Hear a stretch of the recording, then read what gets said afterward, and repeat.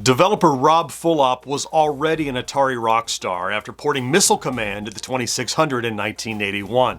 But it was his work at competitor Imagic, a company he co-founded, that many gamers remember most fondly with his 1982 fixed shooter, Demon Attack. That's next. This video brought to you in part by Tommy and the Order of Cosmic Champions. This exciting and heartwarming coming-of-age Gen X novel is available now. Check the link for more info. Hey there, welcome back to GenXGrownUp. I'm John and I am a Gen X grown-up. Thank you for taking the time to click on this video. In Rob Fulop's Demon Attack, you find yourself marooned on the ice planet Krybor, under attack by wave after wave of eerie creatures set on destroying your protective bunkers. If any of that sounds unfamiliar, then like me, you probably never read the instruction manual as a kid, but it's in there. There's no one big thing that sets Demon Attack apart from similar games, but rather a number of small things.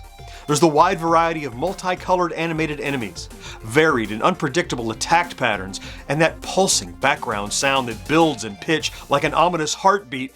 It all adds up to deliver a gaming experience previously unseen on the 2600. So, let's jump in.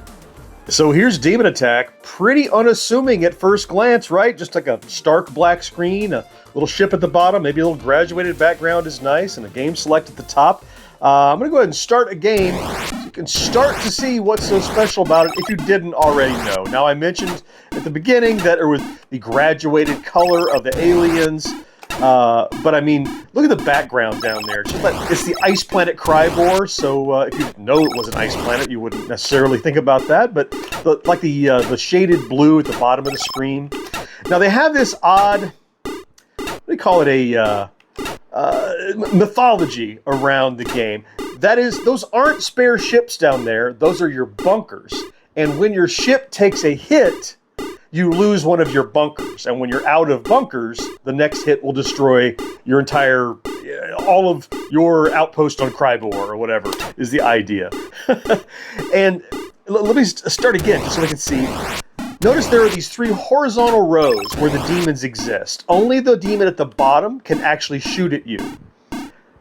And in the early levels, the demons can't even change levels. So if you destroy a demon on a level, another one won't drop down, and so in early levels you can actually plan to destroy the bottom demons, and they'll stop shooting at you. So let's go ahead and get these last couple of guys. Here, and I was in this state a second ago where they can't drop down to hurt you any longer. Now that doesn't stay the same forever, but now, and the aliens change their look, as you'll see over the course of the game. When I do my points run, you'll see that they continue to look different. Extra man. You will gain, you start with 3 extra bunkers.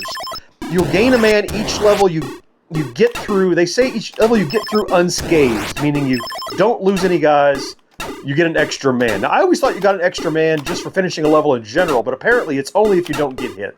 Scoring, rather than walk through the scoring, I'll just pop up the bit from the manual that shows you. As you progress through the game, I love how the aliens change appearance and shoot differently. Yeah, these. As you progress through the game, the score for higher risk reward stuff, of course. If they're shooting at you, or if they're split, or if they're diving, all of those things make it more valuable. Now, let's talk a second about, while we're in a spot where they can't hurt me, and I have that great pulsing in the background. I love that sound. Let's talk about the game select. Now, this is interesting. If you only played Yard's Revenge and played level 1, you thought that was great. There's some interesting stuff in the game select that you should always check out. So just popping up this table from the manual that describes, now the one-player game is what we were just playing, the basic standard Demon Attack. And then they have Tracer Shot, which is kind of what you think. It's guided missiles. So when I move, I'm guiding my missile like that, right? So that's just an option. And 4 is a 2-player version of that. 5 is what I think is peak Demon Attack, and it's the one we're going to use for my points run in a second. But look at the difference between basic Demon Attack. Look at my bullets, and let's go to option 5. This is just a different game. Look how fast my bullets move. And look at the fact that the aliens, the demons, their missiles are now guided. Right, so they have the tracer shots. They can actually move their bullets after they release them. Okay, we're going to get back to that. Then you have 7 is advanced, that game, but with the guided bullets, the tracer. And then they have the co-op. So the way co-op works, now you can do regular game multiplayer, you take turns. With co-op, what happens, and I'll just show you really quickly here. I don't have 2 joysticks hooked up. But, so I'm player 1, and I'm steering, and every 4 seconds it switches. See how it switches to the yellow character? That's player 2. He plays for 4 seconds, and then you play for 4 seconds. You share bunkers, and it's up to the 2 of you to fight off. And so just literally change control to the other player. So that one got killed, and now it's going to be me for a second, and I get to play for a minute, and then it's going to change to the yellow guy, and now he would be in control, and he gets to play for a few seconds, and it switches back to me. And then you can play that on the advanced. So I think just like Ultimate Yar's Revenge, which I think is like a game mode 6 in Yar's Revenge, playing on the advanced demon attack with the faster bullets, that's just, I mean, for me, that is, and has always been, the version of demon attack that's really the most fun and most challenging.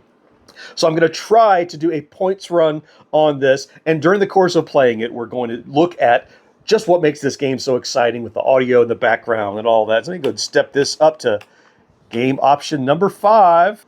That's where I'm going to try to get my best score. I don't know what my good score is. We'll see. We'll see how far I can get. Now, I've seen it said in some versions of the manual that if you get to 84 levels, you actually finish the game and it goes to black. I don't know. I've never gotten there. I've gotten 84 levels. I've never got that far, but we're going to see how far I can get. Before I do, I will quickly remind you, if you're in the market for branded t-shirts or hats or anything, to check out our store at GenXGrownUp.com/merch. Unique designs by independent creators that you can get on stickers and hats and mugs and pins and all that cool stuff. Every dollar you spend gets you something cool and supports independent content creation like you see here on GenXGrownUp. So, all right. Let's go with a points run on Demon Attack, and we'll see how well I can do. I'm doing option 5, difficulty B, basic bombardment. All right, let's give it a shot. Now, I really like, actually in any version of Demon Attack, you can hold down the fire button for rapid fire if you want to. It's most noticeable in advanced because of just how fast you can shoot. And it's super powerful. Now, as much as I like the speed of my attack, I hate that the enemies have their guided bullets because they can shoot and then do that erratic movement and kind of move the bullet over to you, which is kind of what happened to me once already. Ugh. Yeah, they can drag their bullets over the edge of the screen if you're kind of hanging out over there. 2, when you die, it's important to note that you got to really be paying attention because right after you're destroyed, they're going to drop your ship quickly. And if you're not paying attention, you'll die 2 or 3 times in a row sometimes, you know? Get him, get him. Don't let him run into me. There we go. Got it. About 1,400, not bad. Diving on me. Sometimes, ooh, ouch, diving is better than shooting, actually. I'd rather have them diving on me than shooting at me. Ouch! Oh, lost a couple in a row. Oh, no. That's not good. Come on. Get him. Oh. Don't let him crash into me. Oh, no.